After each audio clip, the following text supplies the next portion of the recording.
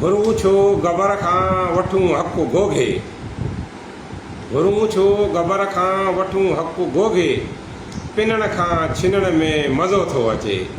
बनिन लहे वनिन लहे वतन जी हदुनि लहे, हक़नि लहे वेहण में मज़ो थो अचे। सिंध जा बाशऊर मुलाज़िम साथियो, अस्सलाम वालेकुम।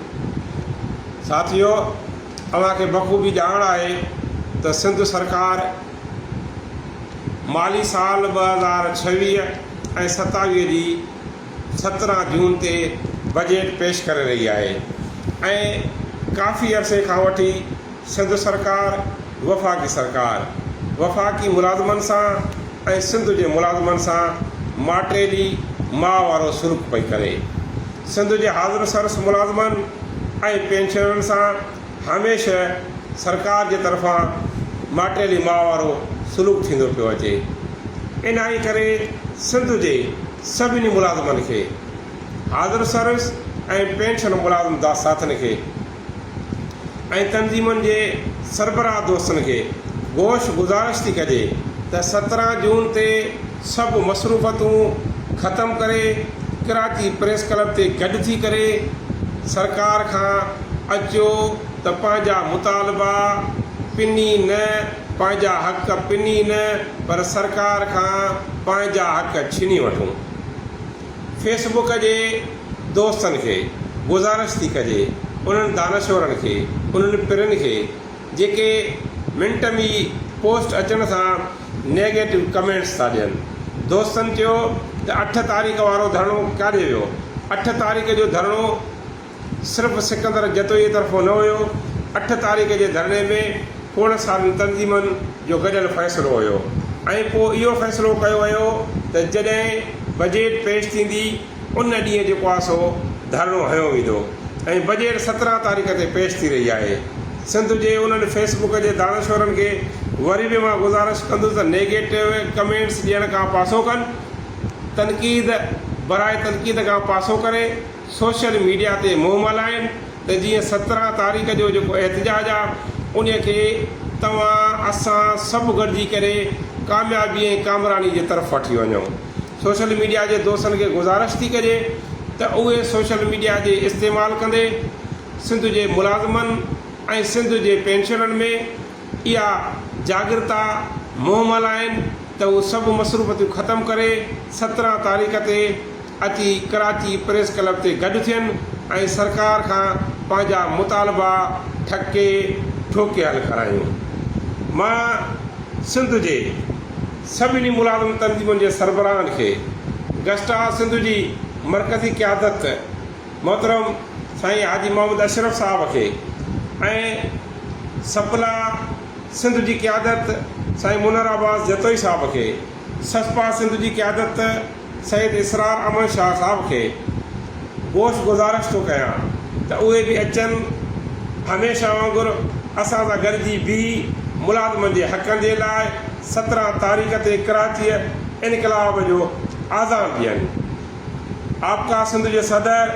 रफ़ीक अहमद जतोई साहब ऐं जनरल सेक्रेटरी मोहम्मद अशरफ बुज़ई साहब ऐं एरीगेशन ट्रेड यूनियन ऐं मेहरान फेडरेशन जे मरकज़ी सदर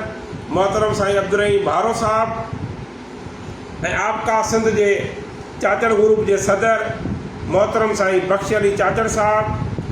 साईं असदुल्ला दुरानी साहब ऐं साकी ग्रुप जे अॻुवाणनि साईं मीरल खान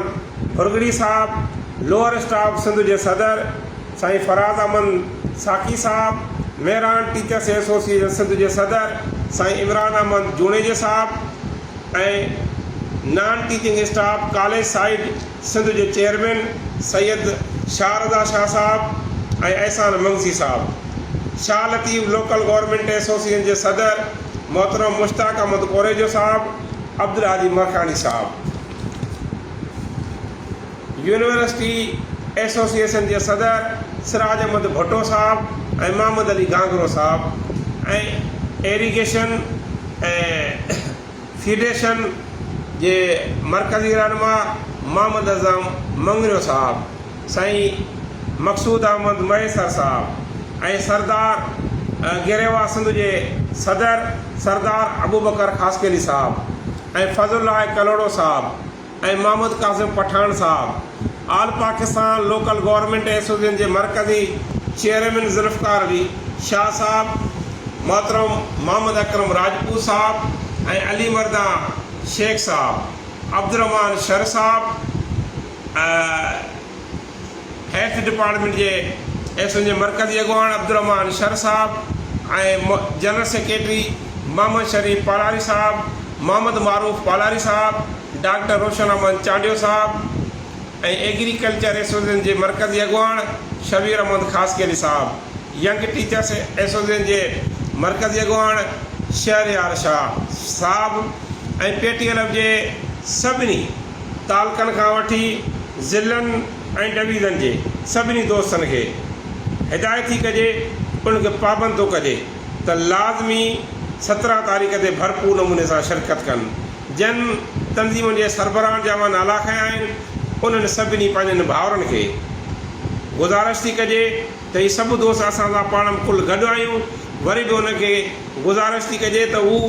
पंहिंजी तंज़ीमनि तालकनि ऐं यूनिटनि खे पाबंद कनि त जीअं 17 तारीख़ जो जेको एहतजाज आहे उहो में वधि में वधि मुलाज़िम शरीक थियनि ऐं सरकार खां पंहिंजा मुतालबा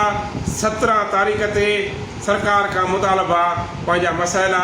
सरकार खां पिनी न पर छिनी करे पंहिंजा हक़ वठूं। असांजा मुतालबा इहे आहिनि त महांगाईअ जे मुनासिबत सां सिंध जे सरकारी मुलाज़िमनि ऐं पेंशनरनि जूं पघारूं घटि में घटि 100% उन्हनि में इज़ाफ़ो कयो वञे। ग्रुप इंश्योरेंस सुप्रीम कोर्ट जे फ़ैसिले तहत KPK ऐं बलोचिस्तान जी तिर्ज़ तहत ॾिनो वञे। बेन्युअल फंड बलोचिस्तान ऐं KPK जे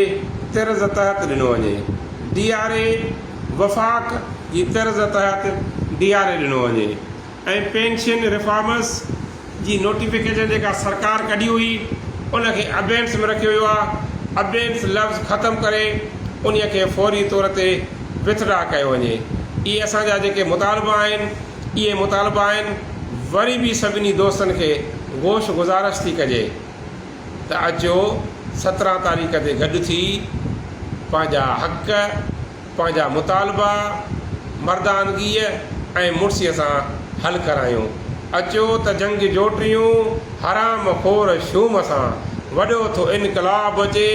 वॾी के धाम धूम सां। जंहिं बि तंज़ीम जे सरबराह जो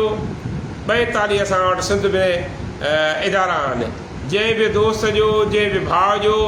नालो खणणु मुंहिंजे ज़हन तां लही वियो आहे, उन्हनि सभिनी खे गोश गुज़ारिश थी कजे, अपील थी कजे त ही वक़्तु तव्हां असांजो आहे त तव्हां असां सभु गॾिजी करे बिना फ़र्क़ जे बिना मतभेद जे बिना कंहिं पॉइंट स्कोरिंग जे अचो त पंहिंजे हक़नि जे लाइ 17 जून ते कराचीअ में गॾु थी करे पंहिंजा हक़ सरकार खां वठूं। सिंध जे नौजवान उस्तादनि खे गोश गुज़ारिश थी कजे त उहे भरपूर नमूने सां शिरकत कनि। सिंध जे नौजवान सरकारी मुलाज़िमनि खे गोश गुज़ारिश थी कजे, अपील थी कजे त उहे भरपूर नमूने सां शिरकत कनि। सिंध जे पेंशनरनि खे बि गुज़ारिश थी कजे त हू भरपूर नमूने सां शिरकत करे इत्तेहाद जो आला मिसाल क़ाइमु कनि। तव्हां दोस्तनि जी महिरबानी।